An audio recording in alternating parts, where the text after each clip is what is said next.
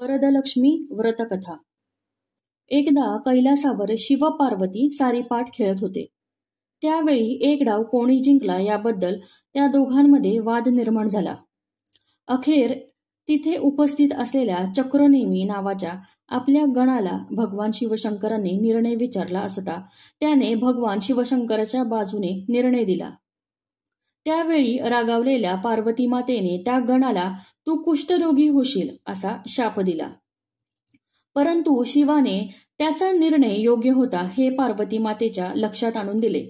तसेच त्याला उशाप देण्यास सांगितले. तेव्हा पार्वती देवीने एका सरोवराच्या काठावर काही देवस्त्रिया वरदलक्ष्मीचे व्रत करत असतील.